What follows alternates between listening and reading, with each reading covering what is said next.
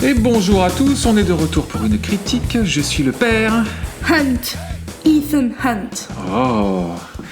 Et donc, comme le révèle le fils, on est très excité aujourd'hui de vous parler de Mission Impossible Dead Reckoning Part 1. Et je fais tout de suite... Partie 1. Et on fait tout de suite le pitch de l'une de nos sagas préférées. Ouais. Hein, Mission Impossible, on adore. Et donc, ce septième épisode qui est donc en 2 parties, démarre comme ça. Ethan Hunt et son équipe de la Mission Impossible se lancent dans leur mission la plus périlleuse à ce jour, traquer une effroyable nouvelle arme avant que celle-ci ne tombe entre de mauvaises mains et menace l'humanité entière. Le contrôle du futur et le destin du monde sont en jeu. Alors que les forces obscures de son passé ressurgissent, Ethan s'engage dans une course mortelle autour du globe. Confronté à un puissant et énigmatique ennemi, Ethan réalise que rien ne peut se placer au-dessus de sa mission, pas même la vie de ceux qu'il aime. Et j'ajoute à ce pitch, parce que c'est littéralement dit dans les 10 premières minutes, hein, enfin c'est très très rapidement dévoilé, Oui. il fait face en fait à une intelligence artificielle, et donc c'est un épisode qui est assez différent d'un point de vue scénaristique que les autres là-dessus, et qui est plutôt intéressant. Mon fils, qu'en as-tu pensé ? Génial. Est-ce que tu développes ce génial ? Non, parce que c'est mon avis global. C'est ton avis global. Génial. Est-ce que tu veux y mettre une petite note ? Une lettre ? 18. 18. C'est quoi ? C'est A+. Ah non, c'est pas A+, c'est A. A. A. Ok. Bon, c'est top comme note. Ouais. Bon. Est-ce que tu as été déçu ? Non. Bon. Est-ce que tu as passé un bon moment ? Oui. Bon, très bien. Et moi, je l'ai trouvé vraiment très bon. Moi j'ai trouvé que c'était l'un des meilleurs épisodes de la saga. Moi je trouve que c'est le meilleur. Toi tu trouves que c'est le meilleur carrément, épisode de la saga ? Moi j'ai trouvé que c'était l'un des meilleurs. Après j'aime bien le 4 aussi. Ouais, le 4 avec Abu Dhabi, c'est celui-là il est vraiment chouette. Celui de Brad Bird. Il est très très chouette le 4. Moi j'aime bien aussi le Fallout, l'épisode juste précédent. Mais celui-là était vraiment excellent, et j'ai trouvé qu'en plus il était un peu différent, notamment... Oui, il est différent des autres. Ouais, il est assez différent. Ils ont testé des choses d'un point de vue scénaristique, ils testent des choses d'un point de vue de la réalisation. Bon, franchement, un super film, et quand tu l'attends et que t'es pas déçu, ça devient de plus en plus rare. Un blockbuster où on est impressionné, c'est fantastique. Où le scénar se tient, les acteurs sont bons, les cascades, on en prend plein la figure. Et bref, c'est pour moi c'est le niveau d'exigence que devraient toujours avoir les films d'action, les blockbusters, quoi. Bon, on commence direct sur le casting. Ouais. Alors on est parti. Bon vous ne serez pas surpris de savoir que Tom Cruise joue dans C'est Mission... pas Bruce Willis ? Non, pas du tout. Mince. Donc c'est Tom Cruise qui joue Ethan Hunt. On retrouve Rebecca Ferguson dans le rôle de Ilsa Faust. On découvre Hayley Atwell dans le rôle de Grace, qui est très très chouette. Qui est très très chouette. On va y revenir. Très bonne. On a Pomme Clémentieff qui joue Paris et qui a priori est française. Non, mais tu sais quoi, Pomme, on l'avait vue dans un autre film, parce que là son nom me dit quelque chose. Elle n'est pas dans... Pomme, si, non. Elle est dans Les Gardiens de la Galaxie. Et tu sais, c'est celle qui joue... c'est Mantis. Et à mon avis, elle est canadienne. On s'était déjà fait la remarque. Ah non, c'est pas Mantis qu'elle joue, elle joue quoi dans Les Gardiens de la Galaxie ? Si, elle joue Mantis, c'est ça. C'est celle, tu sais, qui a ces deux petites... je vois qui voit... Bref, on s'en fiche, on est déjà en train de digresser. Donc on a Pomme Clémentieff. À peine quelques minutes. C'est ça. On a Vanessa Kirby qui joue The White Widow. On retrouve Simon Pegg qui joue Benji. On a évidemment Vigrams qui joue Luther. On a Carrie Elwes qui joue Deadlinger, Shea Wingham qui joue Jasper, Indira Varma, on n'a pas le nom de son personnage. Henry Cesny qui joue Eugène Kittredge, et on finit par le méchant de cette histoire qui est Esaïe Morales qui joue Gabriel.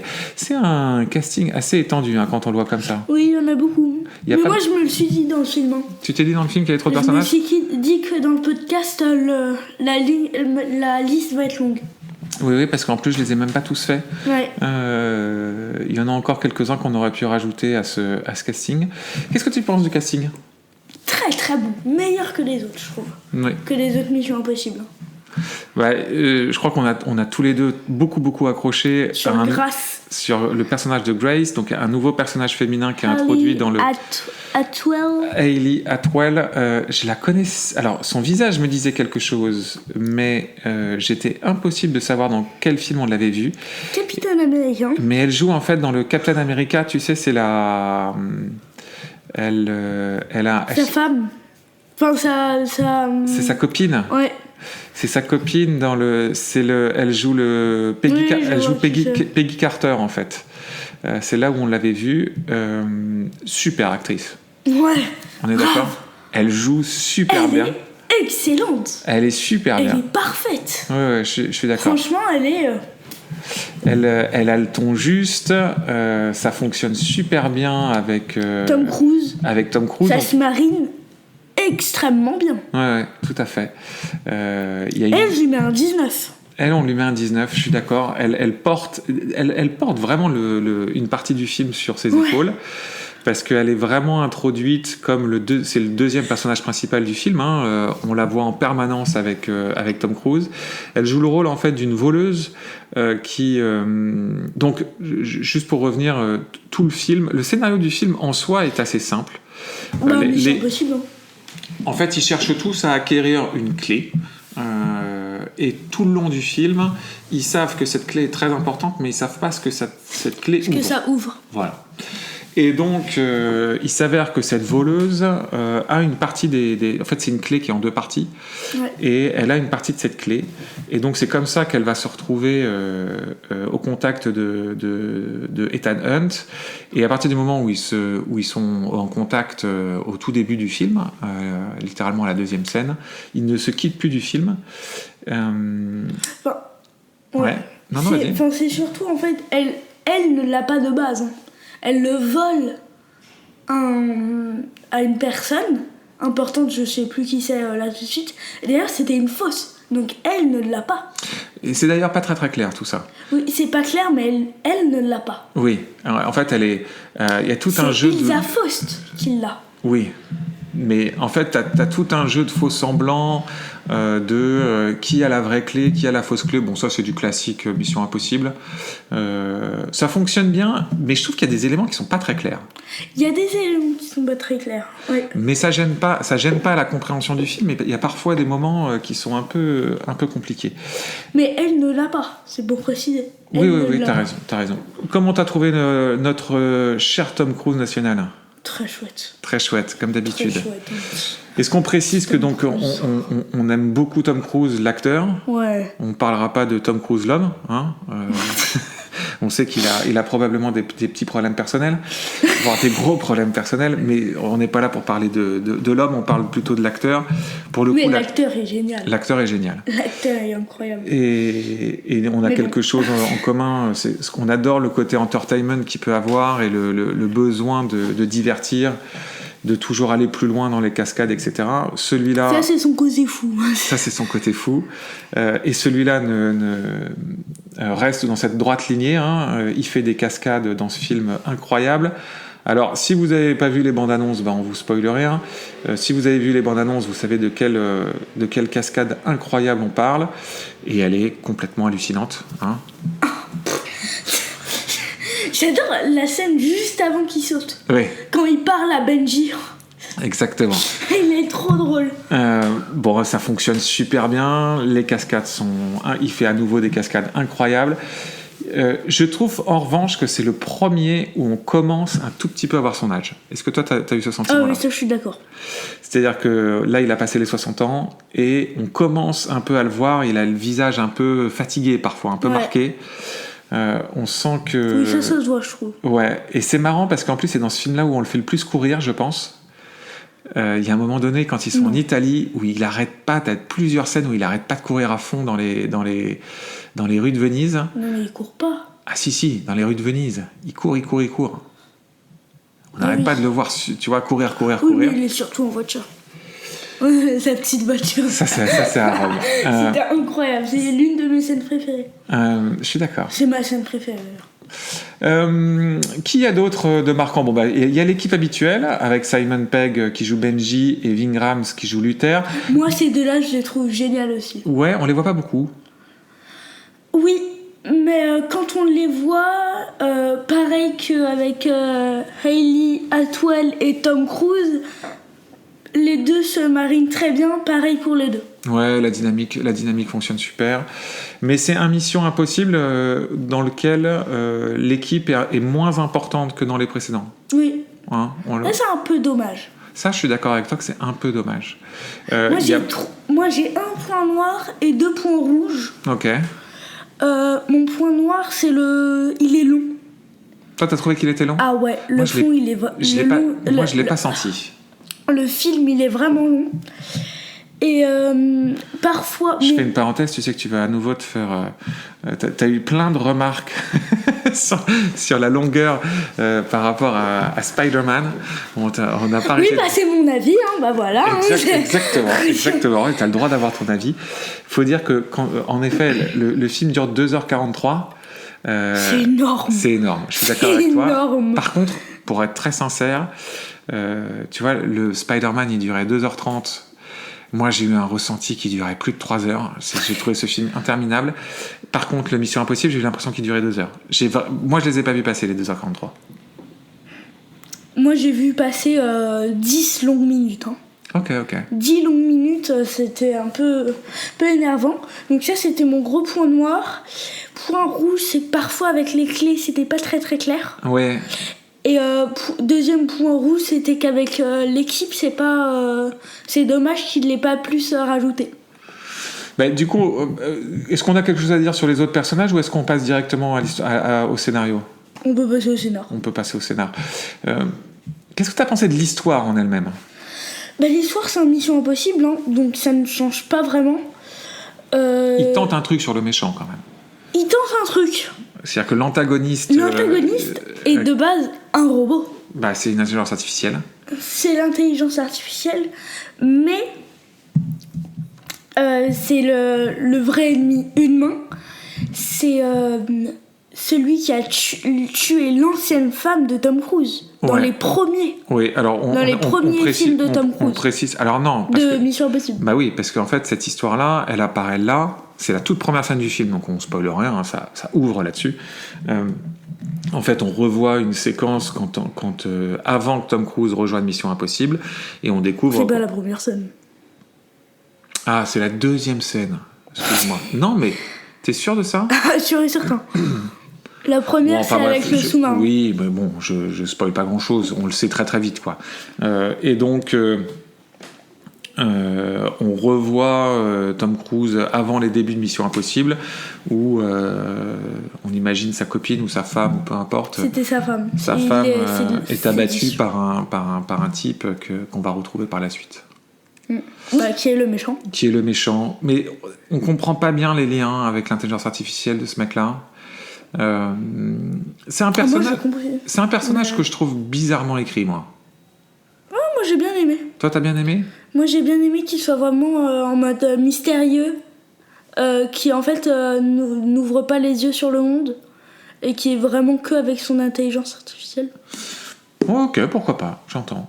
Je pense que ça a été fait exprès. Encore une fois, c'est un défaut qui m'a pas sorti du film, qui m'a pas dérangé. Tu vois, moi j'ai même aimé ça, donc ça me... Ok. Mais il y a eu parfois où je me suis dit, ils auraient mérité peut-être une ou deux scènes d'exposition pour qu'on comprenne un peu mieux quelles étaient ses motivations à ce personnage. Parce qu'on a un peu de mal à comprendre ce qu'il fait là. Pourquoi c'est lui qui... Parce qu'en fait, grosso modo, l'intelligence artificielle choisit un relais humain pour pouvoir agir. Elle agit à travers ce mec-là. Mais pourquoi ce mec-là plus qu'un autre? On n'en a aucune idée. Ça n'est jamais précisé. Bon. Moi, je vais absolument pas dire oui avec ça parce que, en fait, si je dis oui, ça me contredit complètement parce que mon point noir, c'est que le film est trop long. Donc, je vais pas essayer de rajouter une scène. Non, mais tu peux considérer que le film est trop long et en même temps qu'il y ait des trous dans le scénario. C'est pas incompatible. Ouais, mais... moi, j'ai trouvé le scénario... je pense que c'est le point... C'est le bémol que je mettrais sur ce volet, c'est le scénar. Je pense qu'il y a un petit souci sur ce film, enfin sur cet épisode-là, sur le scénario. Il y a une chose qu'ils font très bien, c'est l'incarnation de la menace de l'IA. Ouais. Ça, je trouve qu'ils y arrivent très parfait. bien. Parce que... Sur la première scène, ça te l'explique très bien que l'IA n'a aucune conscience vraie de ce qu'elle fait. Oui. T'as ça, et puis ils font toute une scène. La première grande séquence, c'est une séquence dans un aéroport dans lequel tu as... Oui, grande séquence. Une première grande séquence, tu vois. Elle est géniale. Elle est vraiment... Mais elle est hyper bien écrite. En plus, t'as plein de points de vue, plein de personnages. Ouais. Tu comprends tout, comment les choses se passent, et c'est la première fois où tu vois vraiment l'IA en action. Et ça permet, à travers l'action, à travers des choses très visuelles, de comprendre comment elle fonctionne, comment c'est une menace. Bref, ça, j'ai trouvé que c'était très bien géré dans le scénario. En revanche, il y a des choses qui sont un peu moins bien gérées. Je trouve que les motivations des personnages autour de Tom Cruise, qui veulent un peu lui mettre des bâtons dans les roues, sont pas toujours très claires. Notamment le personnage de Kittredge, qui est le type qui est le patron de la CIA. Tu comprends pas bien qu'est-ce qu'il fout dans tout ça. Lui, on peut l'enlever. Le patron de la défense américaine, Cary Elwes, pareil. Ses motivations sont pas super claires. Il y a des choses qui sont pas toujours très très claires, je trouve, dans le scénario. Après, bon, moi ça m'a pas dérangé plus que ça. Mais si je devais mettre un bémol, je le mettrais là. Ok. On est d'accord ? Pas vraiment. Ouais. Pas vraiment. Ok. Et parce que après, ce qui est étonnant, c'est que le reste de l'histoire est assez simple. Bah, c'est un Mission Impossible. Oui, mais quand je dis, voilà, on te pose l'enjeu dès le début. Il faut retrouver une clé. Ouais. Et tout le film, il cherche cette clé. Ouais, il cherche la clé. Et on dévie pas vraiment de cette route. Si, parce que Tom Cruise le dit dès le départ, avant de le donner à Kittredge, il veut savoir qu'est-ce que ça ouvre. Oui, je suis d'accord. Mais si tu veux, le ressort narratif du film est simple. Ah oui, ça oui. Ethan Hunt et son équipe doivent retrouver une clé et le film traite de cette quête pour retrouver cette clé. Oui, ça je suis d'accord. Et on dérive pas des choses, etc. Et on reste calé là-dessus, même si derrière, il y a toute une galaxie de personnages qui, eux aussi, cherchent la clé. Et moi, ce que je critique, c'est que les motivations de ces personnages ne sont pas toujours très claires. Ok. Je suis pas en contradiction avec toi, mais ça m'a pas gêné. Ça t'a pas gêné. Après, ça m'a pas gêné non plus. Ça m'a pas gâché mon plaisir. Mais je suis obligé de le relever. Et après, j'ai une autre déception, et on fait attention à ce qu'on dit de pas spoiler, mais je trouve qu'ils n'ont pas très bien géré le personnage de Rebecca Ferguson, Ilsa Frost, qui est un personnage qu'on voyait déjà dans les 2 précédents. J'aime pas trop. Bah, moi, j'aimais vraiment beaucoup ce personnage. Il y a une scène, notamment c'est dans le 5 qui se passe à Vienne, à l'opéra à Vienne, où tu découvres, tu sais, t'as toute cette séquence où elle doit tuer quelqu'un. Mais alors, cette scène, tu l'as adorée, mais moi, je l'ai pas trouvée incroyable. Oh, j'adore cette scène. Franchement, avec la je musique, la trouve pas... etc. Où lui, il faut qu'il monte dans les décors pour essayer de... Oh là là, j'adore. Je trouve que c'est vraiment l'incarnation de ce que j'aime dans les Missions Impossibles. C'est l'attention par l'image, l'utilisation de décors naturels fantastiques. Tom Cruise qui fait des cascades par lui-même, donc du coup, ça te permet de... Il n'a pas fait de cascade sur ce... Si, il y a des cascades où il doit sauter d'un truc à un autre, etc. Il peut pas non plus toujours faire des choses complètement incroyables. C'est ça, les Missions Impossibles. Oui, mais rien que le fait qu'il fasse ces cascades de base aussi permet, si tu veux, pour le réalisateur, de l'inclure et de filmer les choses complètement différemment. Donc voilà, je trouve que la gestion de ce personnage-là est un peu étrange. Vous comprendrez en ayant voir le film. On bascule sur la réal. Ouais.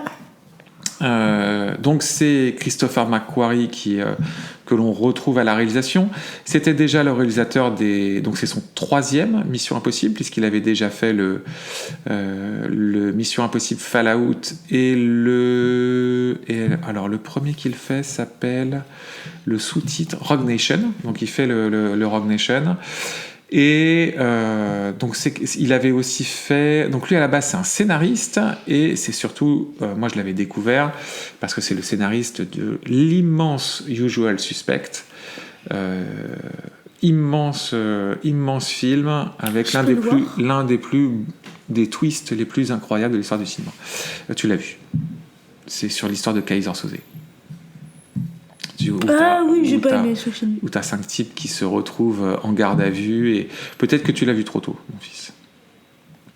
Pas vu et donc McQuarrie est à la base surtout un scénariste il est aussi scénariste sur Edge of Tomorrow, il est scénariste sur Top Gun Maverick, donc il bosse beaucoup sur les films de Tom Cruise maintenant, depuis ils forment vraiment un duo les deux. Qu'est-ce que t'as pensé de la réalisation du coup de McQuarrie? La réal était très chouette. La réal était très chouette, et ça se sent que Tom Cruise et McQuarrie s'entendent bien. Ouais, je suis complètement d'accord avec toi. Ouais.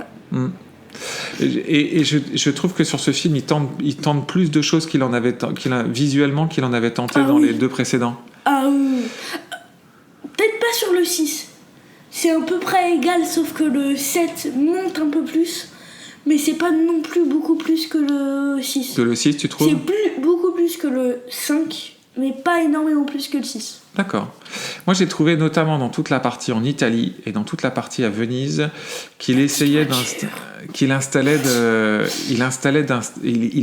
d'installer une ambiance visuelle plus forte et plus marquée que dans les précédents. Et ça, moi, j'ai vraiment apprécié. J'ai adoré toute la séquence à Venise. Globalement, j'ai trouvé toute la séquence en Italie était vraiment super. Moi, pas toute la séquence. Ok. Moi, j'ai bien aimé toute la scène, toute la course-poursuite. Mais ça, c'est à Rome. À Rome. Bah, on t'a dit en Italie. Oui, tout à fait. Oui, mais tu vois, moi, je retiendrai quand même la séquence de l'aéroport, les séquences en Italie. Je trouve que il est vraiment très bon dans sa capacité à gérer l'action, gérer les développements narratifs à l'intérieur de l'action et d'un point de vue visuel, notamment comment il va incarner l'intelligence artificielle, comment il incarne certaines problématiques, comment il incarne les personnages et la mécanique entre eux, notamment avec le nouveau personnage de Greg. Tout ça, je trouve ça super bien géré. Je trouve que le rythme est bon. Moi, je l'ai pas du tout senti le côté vraiment long. Non, je trouve que c'est un réal qui se bonifie. Il a quel âge? Il est né en 68, donc écoute, il a 55 ans. Oh, ça va. Voilà, et on sent qu'il a complètement compris la mécanique de Tom Cruise, et il incorpore dans sa réalisation le fait que c'est Tom Cruise qui fait ses cascades, et du coup ça donne des plans qui sont top. Je donne un exemple, moi, qui m'a marqué dans le film, mais un truc tout bête, mais qui serait impossible dans un autre film, et notamment je repensais à Fast. Il y a une scène de poursuite qui pourrait être une énième séquence de poursuite. Ça, c'est l'une de mes scènes préférées. Moi, j'ai celle de l'aéroport et celle du train. Ouais. Oui, celle du train, elle est super aussi. Elle est incroyable. Mais cette séquence de voiture, elle est en 2 parties. Et tu as une première partie dans laquelle ils sont dans une voiture, et par une mécanique, en fait, les 4 portières sont cassées. Ouais.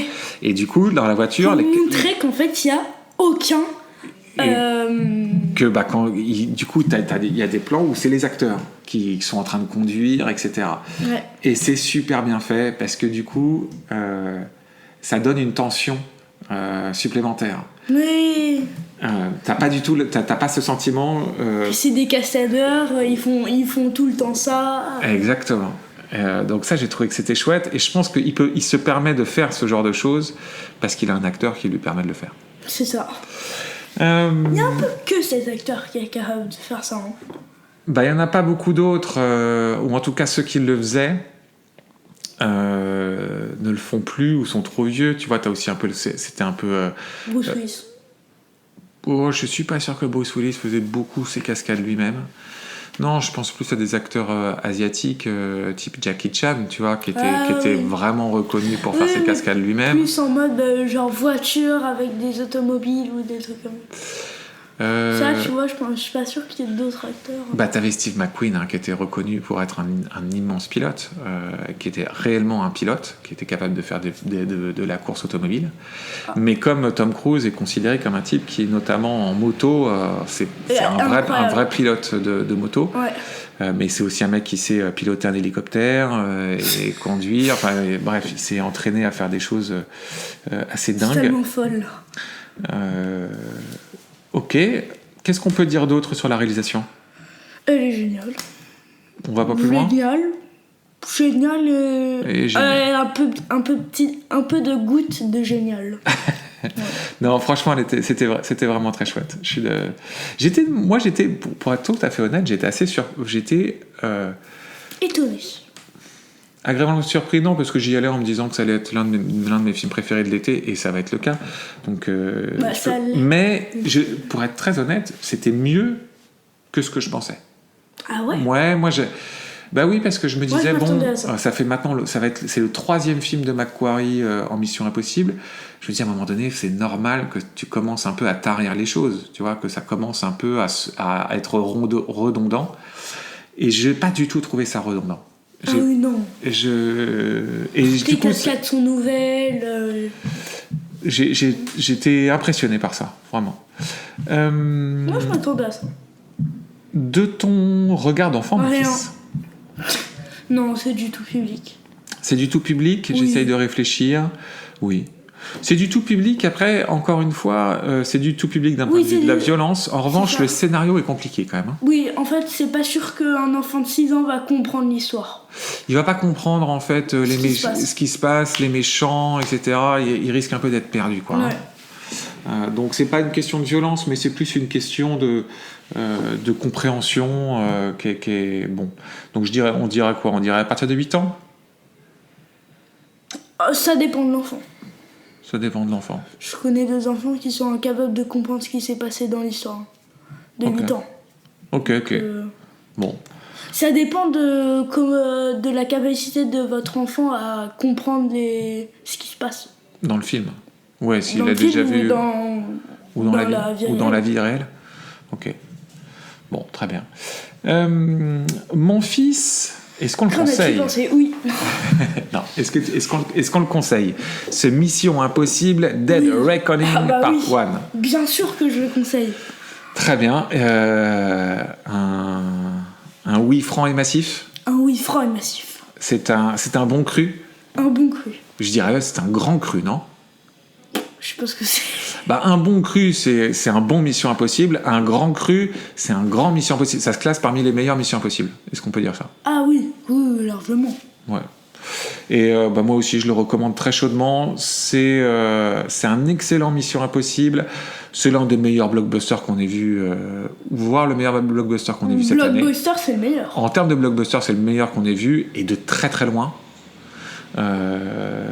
Donc, c'est de très très loin. Tu dire quelque chose après Non. Et de très très loin, ce qu'on a vu de mieux en termes de blockbuster. Ah oui. C'est impressionnant, c'est bien joué, c'est bien écrit. Bref, allez-y. Bon. Hâte de voir la partie 2. Hâte de voir la partie 2. On sait ça pas. Sort quand ? Alors, on ne sait pas. Quelque part en 2024. Donc, faut savoir que c'est un film qui a quand même Quelque part en 2024. Oui, parce qu'en fait, tu sais que c'est un film qui a été tourné durant la pandémie. Durant la pandémie, son tournage s'est quand même étalé sur 1 an et demi à cause de toutes les problématiques de confinement. Parce qu'ils ont commencé à le tourner en février 2020 et la fin du tournage c'était à la fin 2021, donc presque 2 ans. Ouais. Et sa sortie a été beaucoup décalée.